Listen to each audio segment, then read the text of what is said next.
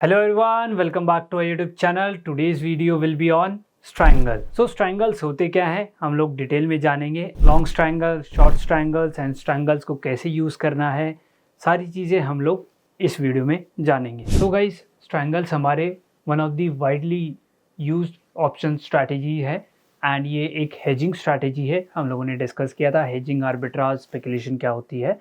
सो आप लोग चैनल पे जाके वीडियोस देख सकते हैं कि स्पेकुलेशन क्या होती है, आर्बिट्राज क्या होती है एंड हेजिंग क्या होती है. सो दिस स्ट्रैटेजी ट्रायंगल्स जो स्ट्रैटेजी होती है वो एक हेजिंग स्ट्रैटेजी होती है एंड ये नॉन डायरेक्शनल स्ट्रैटेजीज होती हैं. सो डायरेक्शनल और नॉन डायरेक्शनल में फ़र्क क्या होता है अगर मैं आप लोगों को बताऊं. सो डायरेक्शनल स्ट्रैटेजीज वो होती हैं जैसे हमने bull put spread, bull call spread, bear put spread, bear call spread पढ़ा था, देखा था. दोज आर डायरेक्शनल स्ट्रैटेजीज जिसके अंदर हमारे पास एक व्यू होता है मार्केट के लिए. Let's suppose I am bullish and my view is bullish in the market. So what will I do, I just go and simply make a bull call spread. और मार्केट अगर मेरे favour में जाती है, मेरे direction में जाती है, then I will earn profit. और अदरवाइज अगर मेरे डायरेक्शन में नहीं जाती then I will bear the loss and I will simply exit from my position whenever my stop loss hit. पर जो हमारी नॉन डायरेक्शनल स्ट्रैटेजीज होती हैं, नॉन डायरेक्शनल स्ट्रैटेजी में हमारे पास कोई इमीडिएट व्यू नहीं होता मार्केट के लिए. हम सोचते हैं कि मार्केट कहीं पे भी जा सकती है पर एक स्पेसिफिक रेंज के अंदर रहे जहां मेरे को प्रॉफिट होता रहे. उस रेंज के अंदर ही, स्पेसिफिक रेंज के अंदर ही मार्केट घूमती रहे एंड मेरे को प्रॉफिट हो जाए. अगर मार्केट रेंज के बाहर जाती है then I have to run for the adjustment. And वो डिफरेंट वेज होते हैं एडजस्टमेंट करने के. आप डेल्टा से कर सकते हैं या आप जो हमारा प्राइस स्पॉट पे जो प्राइस चल रहा है उससे कर सकते हैं. Those are advance level topics and will discuss those adjustment in some other video. In today's video we will discuss triangles, basic triangles, long triangle क्या होता है, शॉर्ट ट्रायंगल क्या होता है. सो अगर लॉन्ग ट्रायंगल की बात करूं मैं, long triangles are used by buyers, जो ऑप्शन बायर होते हैं, जो सोचते हैं कि मार्केट एक दो पॉइंट है, एक रेजिस्टेंस है, एक सपोर्ट है, उन दोनों सपोर्ट और रेसिस्टेंस को किसी को भी तोड़ सकती है, तो वो एक लॉन्ग ट्रायंगल डिप्लॉय करते हैं. एंड जो शॉर्ट ट्रायंगल होता है वो हमारे ऑप्शन सेलर्स का फेवरेट होता है. वो सोचते हैं कि जैसे मैंने आपको ओपन इंटरेस्ट बताया था, ओपन इंटरेस्ट में क्या होता है कि maximum OI, max OI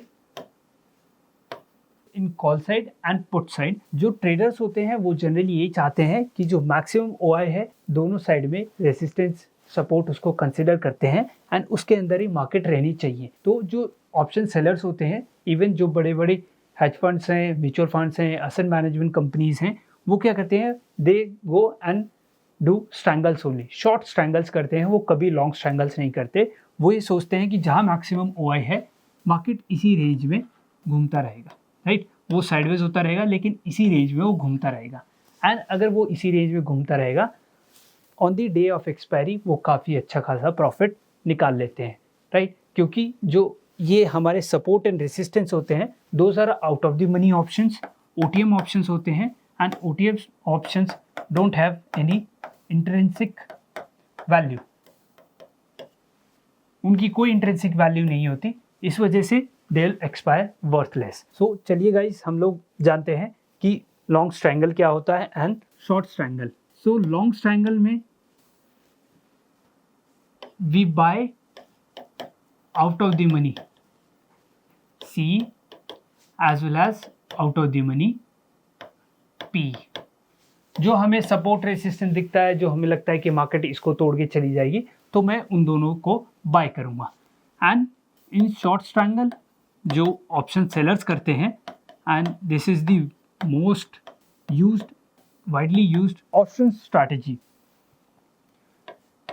they sell OTM C as well as OTM P. So here a question arises कि सर वो कौन से OTM को सेल करते हैं. So guys, based upon their strategies, based upon their system, वो vary करता है कि आप कौन से डेल्टा का आप OTM बेचते हैं. Whether you're going to sell for 10 delta और let's say 20 डेल्टा, और अगर आप थोड़े से और रिस्की ट्रेडर हैं, आप रिस्क एपेटाइट आपका अच्छा है, तो इवन 30 डेल्टा तक वो शॉर्ट करते हैं, right. 50 delta is your ATM. 50 के ऊपर on call side, put side, वो हमारे जो 0.10, 0.20, 0.30 जो डेल्टा के जो ऑप्शंस होते हैं on both side CE as well as PE call and put, वो उसको सेल करते हैं। And short triangle is one of the most profitable non directional strategy, क्योंकि इसके अंदर मार्केट का एक रूल है कि market 60-70% of the time sideways रहती है। एंड अगर वो साइडवेज रहेगी टिल एक्सपायरी, तो जो ये ऑप्शंस है ये ऑलरेडी इनके अंदर कोई इंट्रिंसिक वैल्यू नहीं है, तो ये वर्थलेस एक्सपायर होंगे डेफिनेटली। सो चलिए मैं आपको ऑप्स्ट्रा पे लेके चलता हूँ। पे ऑफ चार्ट मैं आप लोगों को बताता हूँ कि short triangle and long triangle का कैसे बनता है। Okay, so we have Opstra here and what will I do, my ATM strike price is 23,500। जो ये येलो स्ट्रिप है, दिस इज माय ATM, आप इसको ऐसे देख सकते हैं। And what will I do, I'll sell a call option first, I'll make a short triangle। तो मैं क्या करूँगा, I'll sell a call option of 10 delta। so this is your delta, ये आपको 9.6 दिख रहा होगा, so almost 10 के क्लोज है। so I'll sell this call option and same with put option में जो मेरा 10 delta है, यहाँ पे 10.2 आपको दिख रहा होगा। so मैं आपको दिखा दूँ, this is delta, this is your put delta, ITM probability कितनी है ये आपको यहाँ देखने को मिल जाएगा। ये देखिए नेगेटिव में है, पुट साइड का जो डेल्टा होता है इट इज़ ऑलवेज नेगेटिव, तो ITM probability and put delta is same. So यहाँ पे आपको ITM probability and put delta, आप इन दोनों को देख के कंफ्यूज मत होइएगा कि सर पुट डेल्टा और इसमें क्या डिफरेंस है, those are almost same. So delta हम ग्रीक्स में देखते हैं एंड ITM प्रोबेबिलिटी हम लेमन लैंग्वेज में इसको बोल देते हैं। सो कंफ्यूज मत होइएगा इसको कि ये दोनों चीज़ें क्या हैं। सो 10.2 is your ITM probability and 9.28 is your delta. Delta minus में है, सो पुट का डेल्टा हमेशा माइनस में होता है। So what I will do, I will just sell a put option. तो ये जो स्ट्रैटेजी है, this is my short triangle. दो ऑप्शंस OTM ऑप्शंस लिए मैंने, जो मुझे लगता है कि ये रेसिस्टेंस है, यहाँ से मार्केट ऊपर नहीं जाएगी, 24,000 से मार्केट ऊपर नहीं जाएगी एंड 23,000 से नीचे नहीं जाएगी। 23,000 is my good support and 24,000 is my good resistance. So इसके ऊपर नीचे मार्केट नहीं जाएगी, इसी के अंदर रहेगी। यहाँ पे आप प्रोबेबिलिटी ऑफ प्रॉफिट देख सकते हैं 82%, राइट। 82% आपने नेकेड बाइंग जब करते थे, that is only 30%। So 82% probability है कि आप प्रॉफिटेबल होंगे। प्रॉफिट आपको कितना आएगा, 660 रुपीज़ आएगा, जितना नेट क्रेडिट आपको मिला है। आपने जो नेट क्रेडिट दोनों ऑप्शन को सेल किया है, whenever you sell a option you receive a premium. So ये प्रीमियम 26 रुपीज़ इंटू योर 25 जितने का लॉट साइज है, comes around 660 rupees. Margin require and हमारे पास एक रेंज आ गई है ब्रेक इवन, मतलब 22,974 से लेके 24,026 तक मार्केट अगर इस रेंज में रहती है तो मेरा जो है प्रॉफिट होगा। कितना प्रॉफिट होगा, 660 होगा। मार्केट कहीं पे भी रहे, मेरा 660 प्रॉफिट डेफिनेटली होगा ही होगा। लॉन्ग स्ट्रैडल, शॉर्ट स्ट्रैडल में क्या होता है, शॉर्ट स्ट्रैडल में जो आपने ATM ऑप्शन सेल करे हैं, अगर मार्केट वहीं आके क्लोज होती है तो आपको मैक्स प्रॉफिट होगा। लेकिन हमारे शॉर्ट ट्रायंगल में 660 रुपीज़ आपको प्रॉफिट होगा wherever the market goes, but condition apply कि जो हमारे ब्रेक इवन है उसके अंदर ही मार्केट रहनी चाहिए। ओके, सो ये हमारे पास फ़ायदा है शॉर्ट ट्रायंगल का। 660 rupees you will get on investment of 66,371 rupees, ये आप लोगों को मिलेगा। So almost 1% you will receive. And short triangle में सिंस ये हमारी सेलर डोमिनेंस है, सो हमारा theta is positive and Vega is negative.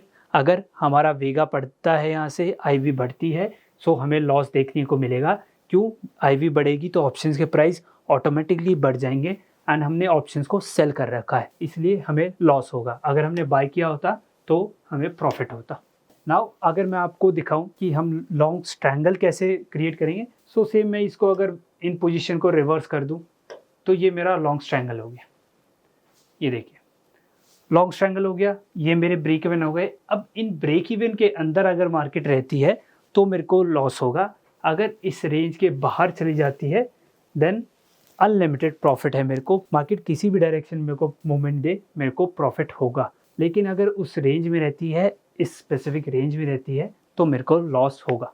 अब इसमें मार्जिन रिक्वायर, ये देखिए 660 रुपीज़ आपको मार्जिन रिक्वायर है। आप बाय कर रहे हैं ऑप्शंस को, तो option buying is very cheap in respect to option selling. तो हमने बाय किया 26 रुपीज़, हमने प्रीमियम पे करी, 26 इंटू योर 25 जो हमारा लॉट साइज है कम्स टू 660 रुपीज़ हमने पे किया। Okay, now profit is undefined and इस रेंज में रहती है मार्केट, तो हमें लॉस होगा। अब अगर मैं ग्रीक्स आपको दिखाऊं, सो डेल्टा इज़ 2 डेल्टा, मतलब अगर मार्केट 100 रुपये जाती है तो जो आपको प्रॉफिट होगा वो हमें सिर्फ 2 रुपये होगा। मतलब स्पॉट प्राइस में, स्पॉट अगर आपका 100 पॉइंट्स का मूवमेंट देता है तो जो आपका जो स्ट्रैटेजी है वो आपको सिर्फ 2 पॉइंट का मूवमेंट देगी। डेल्टा के ऊपर वीडियो हमने ऑलरेडी अपलोड कर रखी है, आप उसको देख सकते हैं। नाउ कमिंग टू थीटा हमारा नेगेटिव है, थीटा नेगेटिव है मतलब बायर के अगेंस्ट में है theta.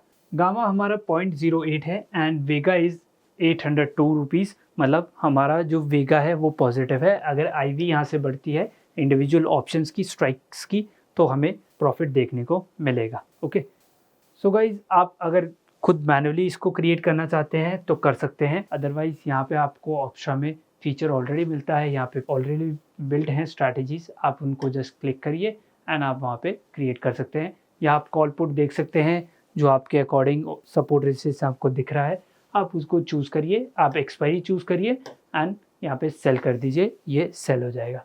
And you can also save the strategies जिससे कि आप बैक टेस्ट कर सकते हैं।